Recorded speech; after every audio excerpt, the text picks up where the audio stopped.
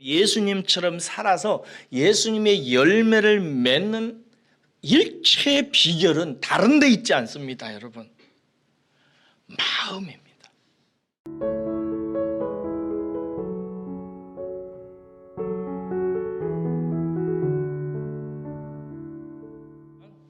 전에 악한 행실로 멀리 떠나 마음으로 원수가 되었던 너희를 이제는 그의 육체의 죽음으로 말미암아 화목하게 하사 너희를 거룩하고 흠 없고 책망할 것이 없는 자로 그 앞에 세우고자 하셨으니 만일 너희가 믿음에 거하고 터 위에 굳게 서서 너희 들은 바 복음의 소망에서 흔들리지 아니하면 그리하리라.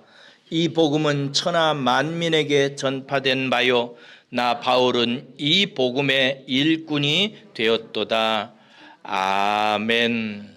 사람이 예수를 믿어서 거듭나면 예수님의 인격을 사모하게 됩니다. 모두 다 그렇게 됩니다.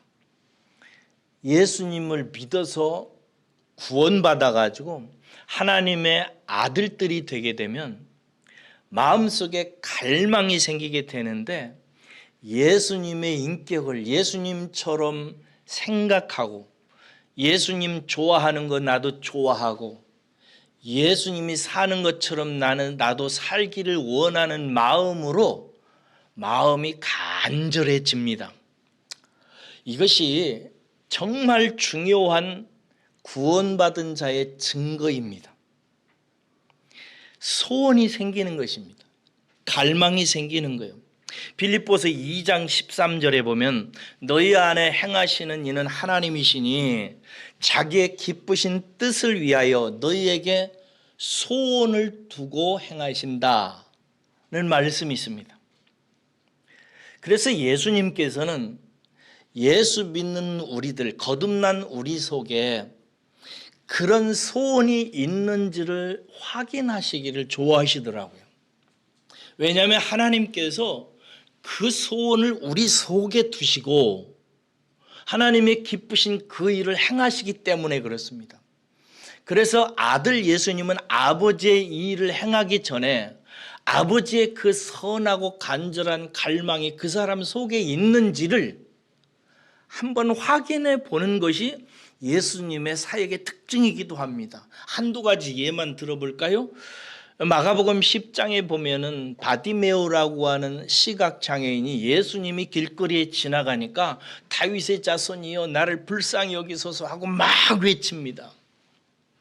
그래서 예수님이 바디메오를 제자들에게 불러오라고 해서 바디메오에게 이렇게 말씀하십니다. 네가 원하는 게 뭐냐? 요한복음 5장에 보면은 베데스다 연못에 35년 된 환자가 있습니다.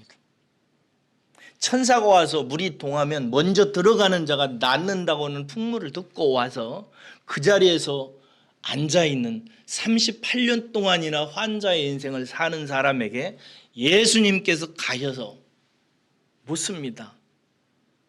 낫고자 하느냐? 또 마태복음 20장에 보면 길가에 지나가는데 길가에 두 맹인 시각장애인이 예수님을 막 부릅니다. 다윗의 자손이요, 다윗의 자손이요, 우리를 불쌍히 여기소서. 예수님께서 그들을 불러서 묻습니다. 원하는 게 뭐냐? 예수님이 몰라서 그런 것이 아니라 예수님은 믿는 성도들 가슴 속에 간절히 원하는 갈망의 내용을 확인하고 싶어 하시고 알고 싶어 하십니다. 여러분의 마음속에 무슨 갈망이 있으십니까? 여러분은 정말 원하는 게 무엇입니까? 저는 여러분 마음속에 구원받은 사람에게 즉시로 임하는 예수님의 인격, 하나님의 아들의 인격을 담고 싶은 소망이 있기를 주의 이름으로 축복합니다. 이것이 하나님이 제일 기뻐하시는 소원입니다. 오늘 본문 말씀에 보면은 예수 그리스도 하나님의 아들을 아버지께서 내어주신 목적에 대해서 뭐라고 하냐면 너희들을 거룩하고 흠없고 책망할 것이 없는 자로 세우기 위해서라고 합니다. 아들을 십자가에 내어주시면서까지 하나님께서 가지신 열망과 꿈이 우리를 거룩하고 흠없고 책망할 것이 없는 자로 세우시는 것이라면 이것보다 더 큰 하나님의 기뻐하시는 뜻이 어디 있겠어요? 이것을 저는 성화라고 말씀드렸고, 그 성화는 우리가 예수님의 인격을 담는 것, 예수님의 성품을 이루는 것이라고 했습니다. 저는 여러분 마음속에 예수 믿는 모든 사람들에게 주시는 이 소원이 있기를 주의 이름으로 간절히 축복합니다. 만약에 여러분 마음속에 이 소원이 지금 있거든, 아니 지금은 좀 식어졌지만 내가 예수님 믿고 나서 이런 소원이 있었다는 사실이 떠오르거든, 여러분 이 소원을 다시 한번 붙드는 이 아침이 됐으면 좋겠어요. 이 소원이 있거든 여러분. 이 소원이 이루어진다는 사실을, 이 믿음을 가지셔야 되는데, 왜냐하면 이 소원은 하나님이 내시는, 하나님이 하시는 거룩한 사역이기 때문에 그렇습니다. 내가 하는 것이 아니라, 내가 연습하거나 내가 세상의 교훈을 받아서 훈련함으로 되는 것이 아니라 하나님께서 복음이라고 하는 말씀을 통해서 이 변화의 거룩한 길을 내셨기 때문에 그렇습니다. 그래서 하나님이 나를 예수님 닮게 하는 이 거룩한 열망에 합당한 이 거룩한 길 방법을 잘 명확하게 들으시고 그 길로 들어가셔야 됩니다. 어떤 사람은 예수님처럼 살아야 된다, 예수님 닮아야 된다 이러면은 다짜고짜 자기가 노력해요. 이거 안 됩니다, 여러분. 여러분의 담임 목사가 일을 하다가 수도 없이 실패해서 고쳐당하는 얘기를 여러 번 들었을 것입니다. 이건 사람의 일이 아닙니다. 하나님의 일입니다. 그러므로 예수 믿는 자에게 하나님께 주신 이 간절한 갈망이 옛적에 있었거나 아니면 지금 있다면, 사랑하는 여러분, 그러면은 이 갈망을, 이 소원을, 이 예수님 닮는 이 일을 하나님이 어떻게 하시는지 그 이치를 이해하시고 깨달아서 그 길로 들어서시는 그런 결단을 하시면 됩니다. 여러분, 하나님의 거룩한 변화의 핵심은 뭐냐? 따라서 하겠습니다. 마음입니다. 하나님의 예수님을 닮게 하는 핵심은 어디에 초점이 있냐면 저와 여러분들의 마음을 바꾸시는 데 있습니다. 왜냐하면 사람의 인격은 지난주일에 말씀 올렸듯이 사람의 인격은 지성과 정서와 의지의 활동으로 전개되는데요, 이 사람의 지성과 감정과 의지를 움직이는 주인이 있어요. 이게 누구냐면은 우리의 마음입니다. 그래서 그 사람이 무엇을 생각하느냐, 무엇을 좋아하고 무엇을 싫어하느냐, 무엇을 하려고 하느냐 하는 것은 다 어디의 일이냐면 마음의 일인 것입니다. 마음에 주목해야 돼요. 우리가 이 세상에서 하나님께서 살면서 예수님의 열매를 맺으라고 하잖아요. 근데 우리가 이 세상에서 하나님처럼 예수님처럼 살아서 예수님의 열매를 맺는 일체의 비결은 다른 데 있지 않습니다, 여러분. 마음입니다. 로마서 한번 찾아가서 확인하겠습니다. 로마서 12장 2절입니다. 로마서 12장 2절입니다.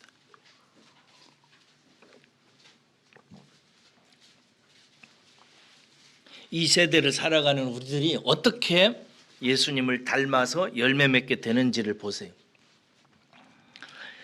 로마서 12장 2절 읽겠습니다. 시작. 너희는 이 세대를 본받지 말고 오직 마음을 새롭게 함으로 변화를 받아 하나님의 선하시고 기뻐하시고 온전한 뜻이 무엇인지 분별하도록 하라.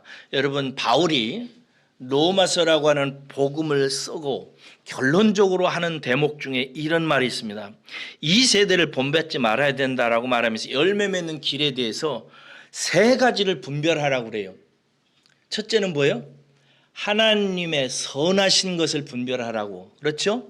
두 번째는 뭘 분별하는 거예요? 하나님이 기뻐하시는 것, 이걸 분별하라고. 세 번째는 하나님의 온전한 뜻, 이 세 가지를 분별해야 된다는 거예요. 그런데 여러분 보세요. 하나님의 선하신 것을 분별하는 것은 무엇으로 하는 거예요? 지성으로 하는 것입니다. 무엇이 선한지는 뭘로 알아요?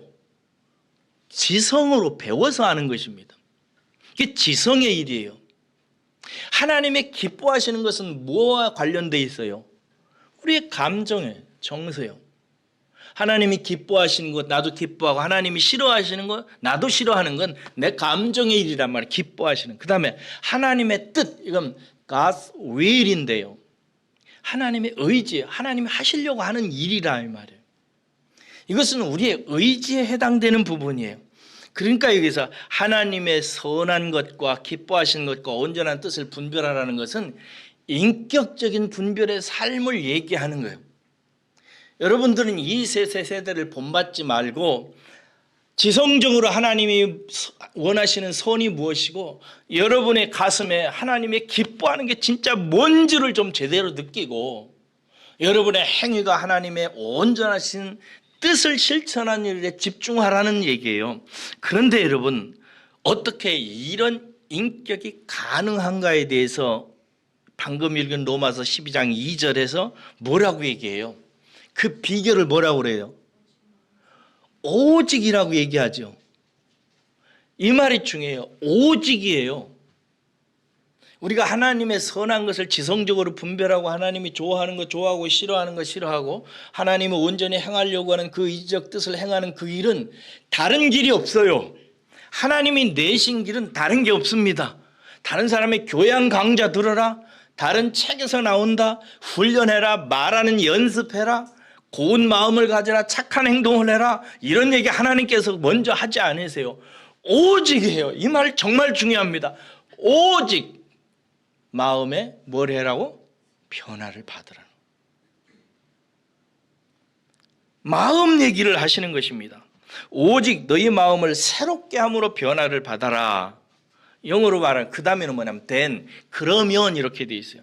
오직 마음을 새롭게 되면, 새 마음을 받게 되면, 그렇게 되면 너희들은 하나님의 선하시고 기뻐하시고 온전한 뜻을 인격적으로 분별하는 삶을 살 것이다, 이런 얘기인 것입니다.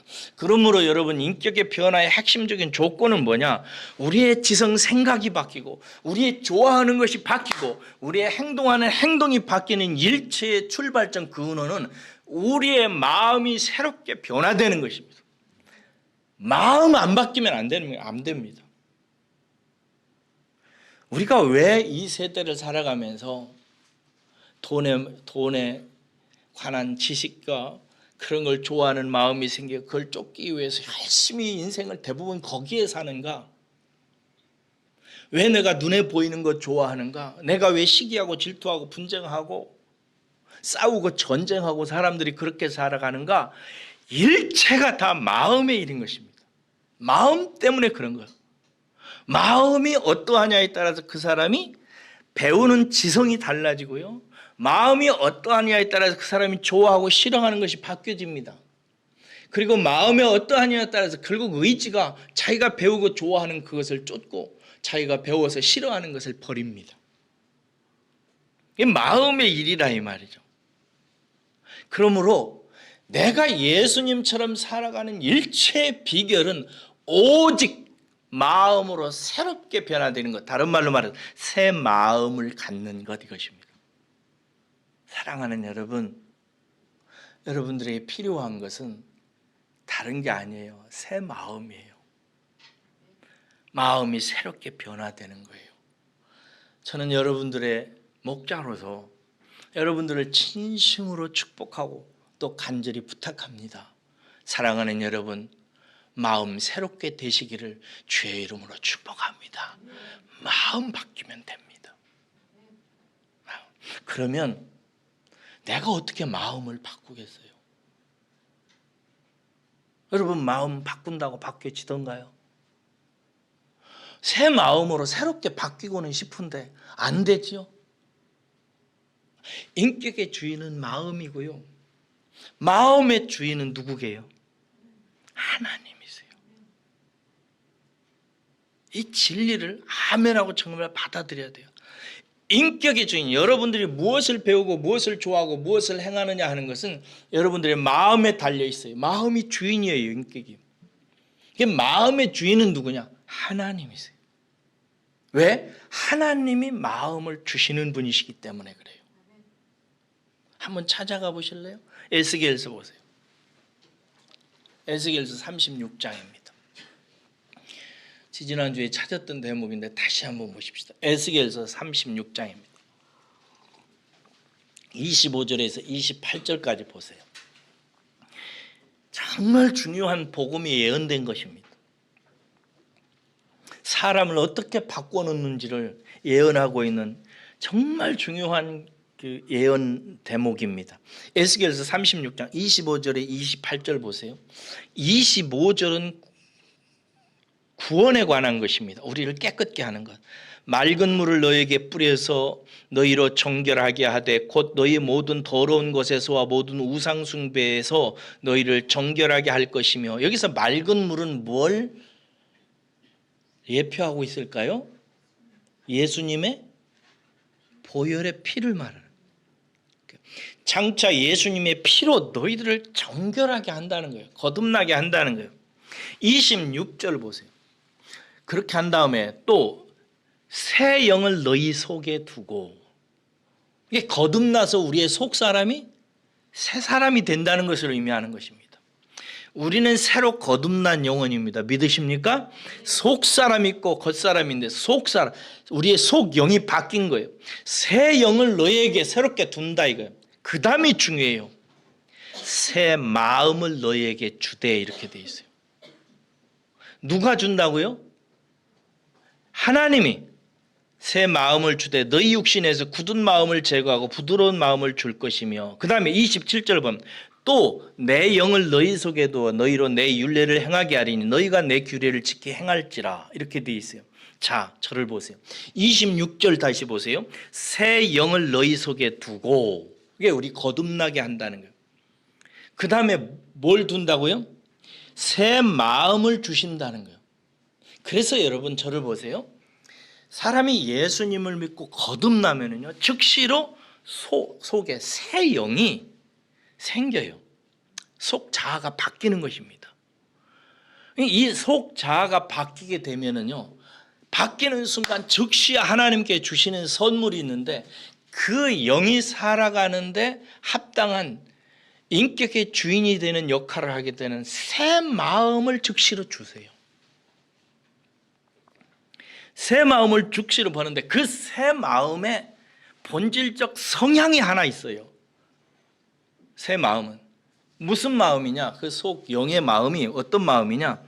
예수님의 인격을 사모하고 닮고 싶어하는 마음이에요. 여러분 구원받고 그 후에 생각해 보세요.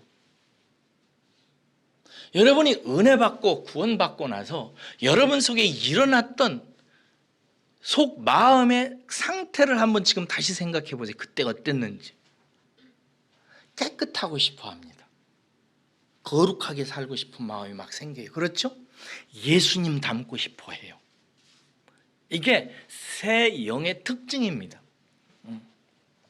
그래서 성도 중에 내가 이제 새롭게 살아야 되겠다, 예수님처럼 살아야 되겠다, 바울처럼 살아야 되겠다, 정말 어떤 젊은이들은 막 내가 순교의 삶을 살겠다 막 이렇게 저처럼 막 뜻도 잘 알지 못하고 막 헌신하고 소원하는 사람들이 있어요.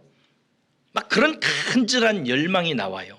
이게 예수님의 인격을 사모하는 영의 갈망이에요. 그런데 그 다음 잘 들으세요.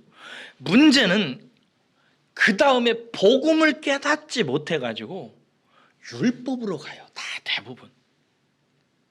이 포인트가 중요해요.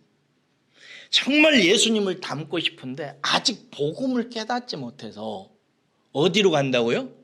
율법으로 가요. 율법은 어떻게 하는 거예요? 자기의 마음을 새롭게 하는 일을 자기의 행위나 결심이나 다짐이나 수고나 이런 것들로 인해서 예수님을 닮아가려고 몸부림칩니다. 누구처럼? 여러분의 담임 목사처럼. 그렇게 하면은 조금 나아지기도 해요. 결심을 막 단디하고 열심히 하면은 그 주에 승리하는 날도 있어요. 그런데 여러분 거기에는 성공을 할 수가 없어요.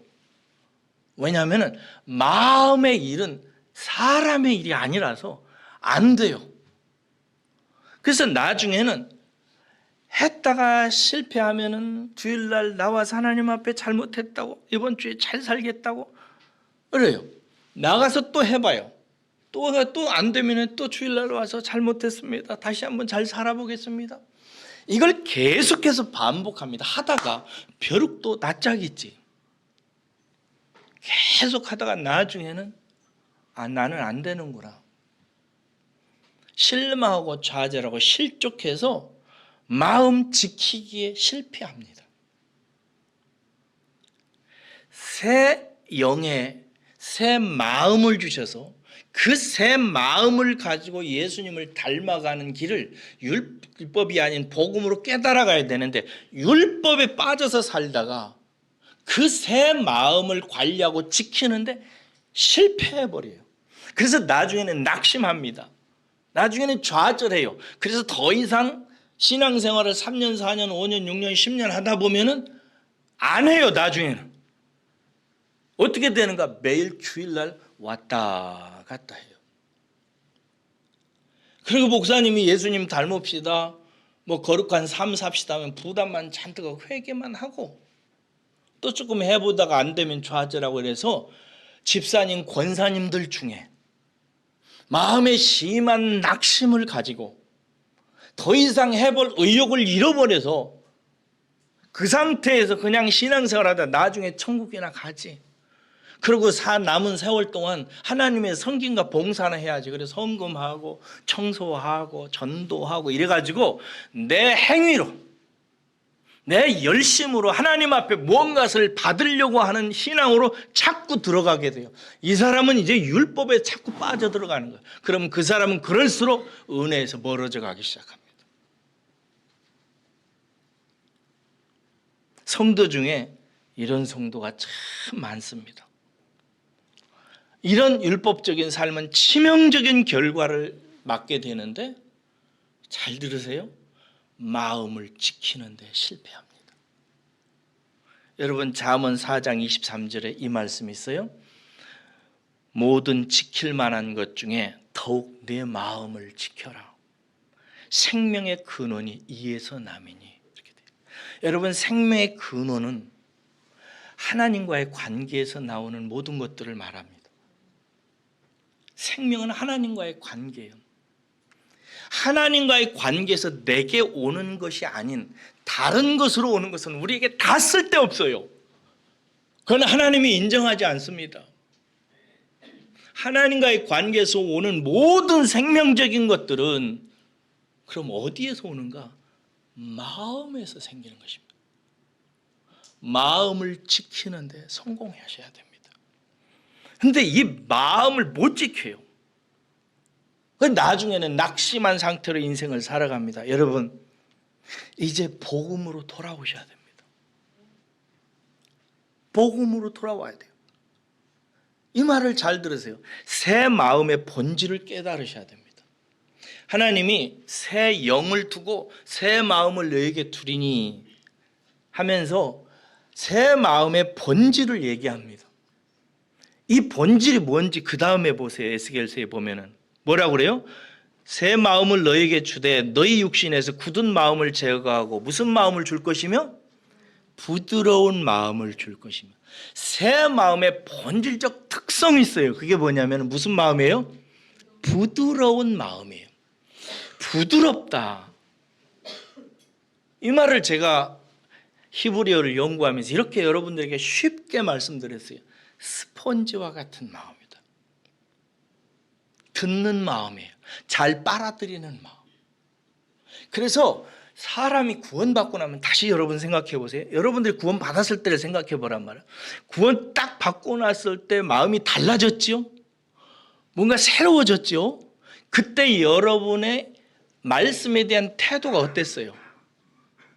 막 말씀 듣고 싶고 알고 싶고 이해하고 싶고 재밌고 쏙쏙 들어오고 그랬죠. 듣는 마음이에요. 그게 선물로 주어졌기 때문에 그 마음이 작동하는 것이란 말이에요. 새 영에게 선물로 주어진 새 마음의 특징은 듣는 마음입니다. 그리고 그 하나님의 새 마음 관리법을 이제 깨달으셔야 돼요. 26절에 뭐냐면 하나님은 굳은 마음을 계속용법이거든요. 굳은 마음을 계속 제거해 나가시고 계속 부드러운 마음을 새롭게 더하세요. 이게 마음 관리법이에요. 사람의 마음 속에는 굳은 마음이 있어요. 그리고 부드러운 마음이 있다고. 굳은 마음은 어떤 마음이냐면 자기 고집이에요. 자기 생각, 자기 판단. 나도 세상에 살면서 배우고 익히고 생각하는 게 있어. 그래서 인생은 이것이 필요해. 신앙생활은 이렇게 하는 거야. 나는 이렇게 신앙생활 할 거야. 나는 이렇게 예배 드릴 거야. 나는 이렇게 할 거야. 이렇게 얘기하는 굳어져 버리는 이 굳은 마음이에요. 하나님은 계속해서 이 마음을 부드럽게 바꿔가세요. 무슨 마음으로? 듣는 마음으로. 스펀지처럼 받아들이는 마음으로.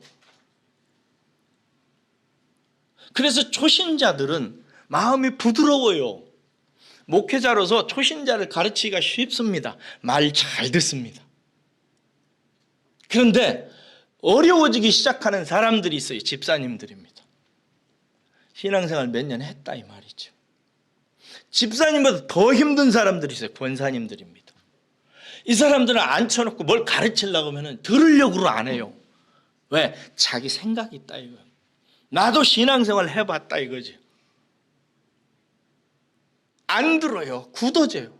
길가에 있는 밭처럼 말씀을 아무리 해도 나중에 얘기하라면 자기 얘기하고 있어요. 안 듣습니다. 이게 마음 관리에 실패하는 모습들이에요. 수많은 성도들이 여기서 실패합니다. 여러분 다시 기억하십시오. 새 마음의 본질적 성향은 듣는 태도입니다. 듣는 태도. 이 성향을 여러분 회복하시기를 주의 이름으로 축복합니다. 어떻게 회복하는가? 간절히 구하셔야 됩니다. 회개하고 구해야 돼요. 내가 내 뜻대로 목사님을 통해서 하나님께서 하시는 말씀에 대해서 그냥 한쪽 귀로만 듣고 내 행동을 바뀌지 아니하고 내 생각과 지성을 다시 수정하지 아니하고 그냥 내 마음대로 신앙생활하는 살아오면 그래가면서 마음이 굳어져 가지고 아무런 변화도 없고 인생이 변하지 않는데도 불구하고 그냥 살아가요. 이것 회개하시기를 뜨거운 마음으로 여러분들에게 권면드립니다. 회개하시기를 바랍니다. 굳은 마음 제거하셔야 됩니다. 가는 방법은 회개하는 거예요. 호세아서 이스라엘 사람들이 제일 잘 나갈 때 하나님께서 호세아서를 보내서 이스라엘 백성들에게 말합니다. 굳은 땅을 식용하라. 딱딱한 땅을 갈아엎으라. 이 말은 뭐 오늘날로 신학적으로 해석하면 뭐냐면 회개하라는 것입니다. 회개하셔야 됩니다. 그 다음에 새 마음을 구하십시오. 새 마음은 내가 못 바꿉니다. 여러분 마음 절대 여러분이 못 바꾼다는 사실을 인정하셔야 돼요. 아시겠어요? 따라서 계시면 내 마음은 내가 못 바꾼다. 하나님이 바꾸신다. 하나님이 따라서 하세요. 내 마음은 내가 못 바꾼다. 하나님이 바꾸신다. 하나님이 바꾸세요. 그러니까 새 마음을 주시는 분은 하나님이십니다. 그러니까 하나님께 구해야 돼요. 여러분 기도 제목 중에서요 하나님이 제일 기뻐하시는 기도 제목이 있어요. 성경에 나와 있어요. 뭐냐면요 솔로몬이 왕이 되고 나서 자기 인격으로 이스라엘을 다스릴 능력이 없다는 사실을 자기가 알았어요. 그래서 하나님 앞에 나가서 소를 1000마리를 잡아가지고 하나님 앞에 회개하고 바칩니다. 그리고 하나님께 기도해요. 구합니다. 뭘 구하냐면요, 하나님, 제가 지혜 있는 사람이 되고 싶습니다. 지혜는 뭐예요? 인격적으로 무엇이 선하고 무엇이 나쁜지를 가려서 선한 것은 취하고 나쁜 것은 버리는 행동이에요. 그러려면 내 인격이 지성이 좋아져야 돼요. 그리고 지성이 올바른 것을 좋아하고 좋은 것을 좋아하고 나쁜 것은 싫어해서 의지로 그걸 실천할 수 있는 인격으로 변화되어져야 돼요. 이게 지혜의 세계예요. 근데 여러분, 솔로몬이 그냥 지혜를 주시옵소서 이렇게 얘기하지 않았습니다. 뭘 달라고 했냐면 지혜롭게 되기 위해서 듣는 마음을 달라고 하나님께 기도합니다. 하나님, 제게 듣는 마음을 회복시켜 주십시오. 듣는 마음 주십시오. 이 기도의 소원을 올리기 위해서 소 1000마리를 잡아가지고 하나님께 바치면서 하나님께, 하나님, 내 마음을, 새 마음을 주십시오. 듣는 마음을 주십시오. 하나님께 간절히 구해요. 그러자 하나님께서 열왕기서 3장에 가보면은요, 이렇게 하나님이 응답하십니다. 솔로몬이 이것을 구하매 그 말씀이 주의 마음에 든지라. 하나님 마음에 쏙 들었어요. 이에 하나님이 그에게 이르시되 네가 이것을 구하는도다. 히브리 성경에 이렇게 돼 있어요. 야, 네가 이걸 구하네. 구하는도다. 네가 자기를 위하여 장수를 구하지도 아니하였고 부를 구하지도 아니하였고 네 원수의 생명을 구하지도 아니하고 네가 이것을 구하다니? 라고 말씀하시면서 오직 네가 지혜를 구하였으니 내가 네 말대로 네게 지혜롭고 총명한 마음을 주노니, 마음을 준다 이 말이야. 마음을 주노니 네 앞에 너와 같은 자도 없거니와 내 뒤에도 너와 같은 자가 일어남이 없으리라. 내가 또 네가 구하지 아니한 부귀와 영광도 내게 주리니 내 평생의 왕들 중에 너와 같은 자가 없을 것이다. 여러분, 하나님이 이렇게 어떤 사람의 말을 듣고 기도를 듣고 이렇게 기뻐하시며 나 다 줄게 너에게, 이후에도 이전에도 너 같은 자를 없게 하겠다, 나 너에게 다 주겠다, 네가 이것을 구하다니. 하나님이 이렇게 감동하시면서 주신 기도의 제목은 아버지, 내 마음에 듣는 마음을 주십시오. 구했던 다윗의 기도 하나입니다. 하나님이 기뻐하시는 기도 제목입니다. 하나님, 내가 구원받을 때 하나님께서 듣는 마음을 주셔서 구원받고 나서 우리 예수님 말씀 듣기 좋아하고 성경 말씀 듣기 좋아하고 목사님 말씀 하나님 말씀처럼 들었습니다. 그때는 하나님 말씀 더 알고 싶어 했고 더 알고 싶었고 듣는 것이 즐거웠습니다. 듣다 보니까 예수님처럼 되고 싶고 착하게 살고 싶고 깨끗하게 살고 싶어서 하나님께 울며 기도했습니다. 그런데 제가 그만 잘못된 길로 들어갔습니다. 내 마음 주인이 나인 줄 알고 내가 내 마음 바꿔보겠노라고 내 의지와 열심과 수고와 노력으로 이렇게 해보고 저렇게 해보면서 하나님 만족시켜 보려고 했습니다. 하나님, 나 이거 회개합니다. 내가 잘못했습니다. 내 인생, 내 마음의 주인이 하나님이신 것을 제가 부인했습니다. 제가 제 주인이라고 생각한 것입니다. 제가 우상 숭배자입니다. 하나님 용서해 주십시오 하고 하나님 앞에 진실로 회개하고 하나님, 그 처음 마음, 새 마음, 그 마음을 제게 다시 주십시오 라고 기도하면 돼요. 새 마음을 소원하세요. 그게 하나님의 방법입니다.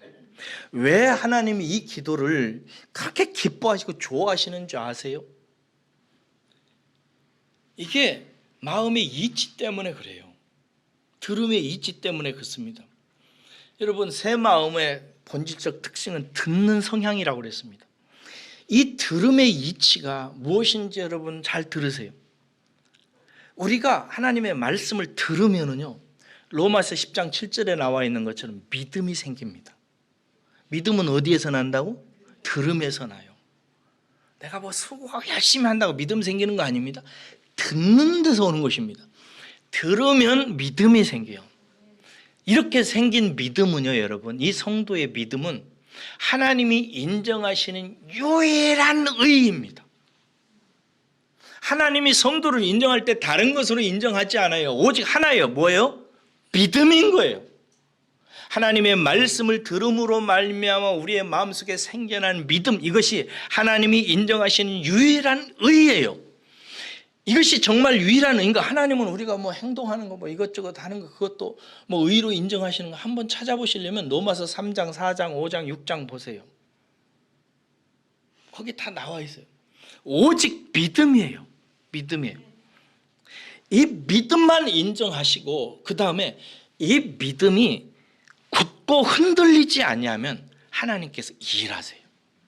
하나님의 역사가 거기서 일어납니다. 그게 오늘 읽은 골로새서 1장 23절의 말씀이에요. 이렇게 돼 있어요. 만일 너희가 믿음에 거하고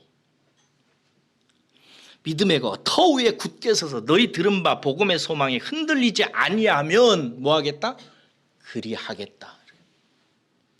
너희를 거룩하고 흠없고 책망할 것이 없는 자로 내가 세우겠다 이거예요. 그러니까 우리의 핵심은 뭐냐면 믿음으로 구해야 돼요. 근데 믿음은 어디에서 와요? 들어야 돼요. 들으면 믿음이 생기고 그 믿음만 하나님이 의롭다 하세요.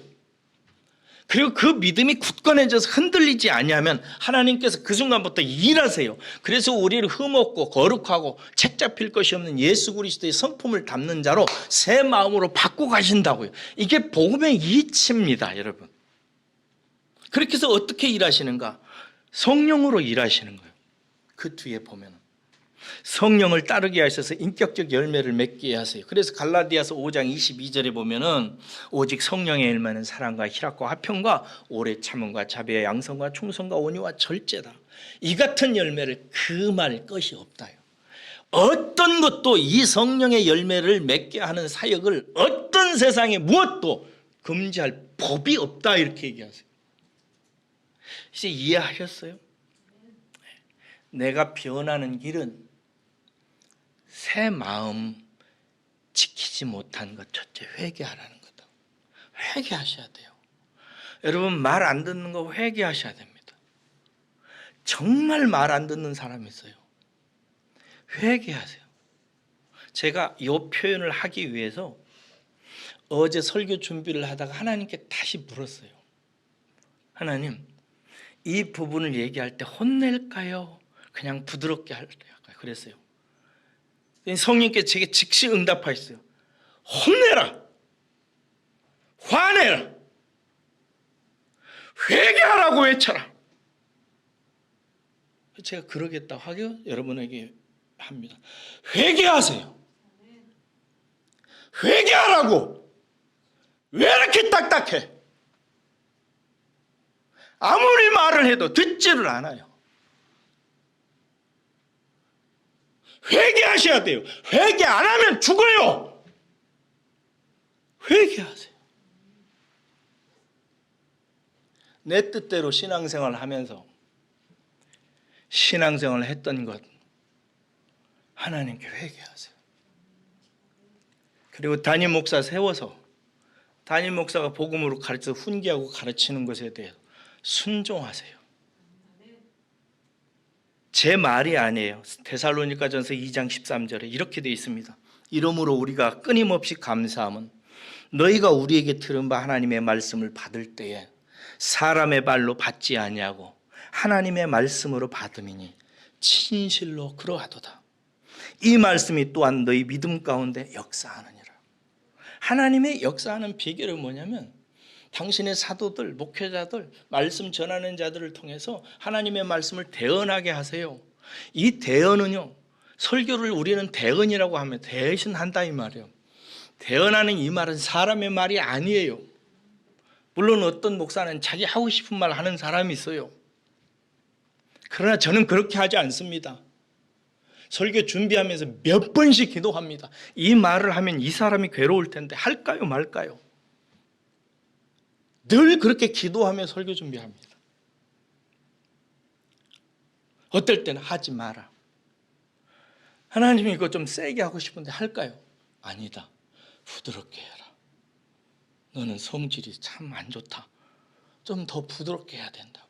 저는 늘 그 충고를 받아요. 하나님께 부드럽게 해라. 부드럽게 해라. 네가 목회하는 네 양떼들 수고가 많다. 마음이 아프다. 힘들다. 그러니 위로하고 격려하고 좋은 말로 다독여라. 그런데 어제는 제가 말씀 좀 해서 물었어요. 이 대목에 하나님 중요해 보입니다. 구원받을 때 하나님께 주신 그 새 마음은 관리 자기 멋대로 하고 아무리 설교해도 듣지도 않고 이런 사람들이 있습니다. 하나님이 이 사람들에게 뭐라고 할까요? 경계하고 소리칠까요? 제가 물었어요. 성령께서 제게 확실히 응답하셨어요. 회개하라고 외쳐라. 그래서 여러분들에게 외칩니다. 회개하세요. 돌이키라고. 그렇게 신앙생활 하면 안 된다고. 큰일 나요, 여러분. 그렇게 자기의 뜻과 자기의 생각으로 신앙생활 일평생하고 하나님 앞에 선다고요? 안 돼요. 여러분의 생각은 그게 옳다고 생각이 들 거예요. 안 돼요. 그건 안 돼요. 회개하고 돌이키세요. 묵은 땅을 기경하라. 할렐루야. 기경하세요. 그리고 다윗처럼 부드러운 마음을 다시 달라고 하나님 앞에 기도하세요. 하나님 새 마음 주세요. 새 마음 주세요. 그리고 그런 다음에 세 번째는 뭐냐면 그 새 마음을 관리하고 지키는 그 원래 새 마음의 특성, 성향을 유지하시기 위해서 성령님께 늘 의지하고 기도하세요. 그 마음 뭐냐면 듣는 것입니다. 듣는 거예요. 기독교의 신앙은 다른 데서 오지 않습니다. 오직 들음에서 오는 것입니다. 들음에서 믿음이 생기고 그 믿음을 하나님께서 기뻐하시고 인정하시고 그 믿음을 강하게 하십니다. 듣게 하고 듣게 하고 듣게 해서 강하게 만들어요. 그러면 그 강한 믿음 위에 하나님께 성령으로 기름 부으셔서 성령을 따라 행하도록 하세요. 이게 하나님이 하시는 방법이에요. 그래서 성령의 열매를 맺게 되는 그 열매가 사랑과 희락과 화평과 온유와 그거예요. 그게 다 뭐냐? 예수 그리스도의 인격적 특성입니다. 예수님의 인격이에요. 그것이 하나님께서 아들 예수 그리스도를 우리에게 보내시면서까지 우리에게 열매 맺고자 하는 하나님의 소원이요. 하나님이 헌금 많이 바치는 것 좋죠. 전도하는 것 좋아요. 다른 사람 도와주는 것 다 좋습니다. 그러나 그 모든 것에 기초가 되고 근원이 되고 뿌리가 되는 것을 반드시 바르게 해야 돼요. 마음이에요. 내 마음이 바뀌면 다 바뀝니다. 마음 안 바뀌면 다 소용없습니다.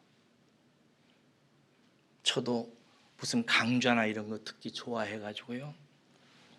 텔레비전 저희 카톡이나 유튜브나 이런 데 보면은 말 잘하는 사람들이 이렇게 해라 저렇게 해라 이런 거 정말 많이 가르치더라고요. 제가 어저께 듣는데 유명한 강좌하는 사람이에요. 부산에 무슨 큰 홀에 수천 명을 모아놓고 얘기하더라고요. 그러면서 이런 얘기를 하더라고요. 남편과 지내는데 여자가 말을 잘해야 된대요. 남편이 승진을 하게 되면은 다짜고짜 여자들은 월급이 얼마 오르지 이렇게 얘기한대요. 그게 아주 남편의 가슴 속에 이 여자는 나보다 돈을 원하는 여자구나 이렇게 새겨놓는데요. 그러면서 뭐라고 얘기하라냐면 아유 당신 너무 기쁘겠다. 내가 이렇게 기쁘니 당신은 얼마나 더 기쁠까? 라고 얘기하라요. 그러니까 사람들이 와 웃으면서 막 고개를 끄덕거려요. 다시 한번 해볼까요? 당신 되게 기분 좋겠다. 좋겠다. 내가 이렇게 기분이 좋은데 당신이 얼마나 좋겠어. 이렇게 얘기하래요. 사람들이 고개를 막 끄덕거려요. 그딴 거 좋아하지 마세요.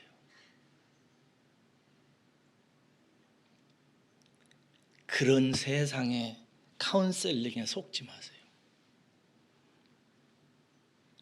마음 바뀌어야 돼요. 하나님은 마음 중심을 보시는 분이십니다. 다윗을 왕으로 삼을 때 그 어린아이 속에 있는 마음 중심을 보셨어요. 사람은 외모를 보거니와 나 여호와는 중심을 보느니라. 마음이 바뀌어져야 돼요. 사랑하는 여러분, 우리 모두 다 회개하고 그리고 새 마음 받아서 새 마음의 특성을 따라서 부드러운 마음, 스펀지처럼 잘 듣는 마음으로 하나님 말씀 잘 들읍시다. 그래서 우리가 믿음이 커지기 시작하면, 세지기 시작하면, 굳건해지기 시작하면 성령께서 일하세요. 그러면 자동적으로 내 말하는 것, 지성, 인격 다 변해서 성령의 열매 풍성하게 맺힙니다. 이게 하나님의 복음의 방법이에요. 그 길로 모두 다 가십시다. 기도하겠습니다.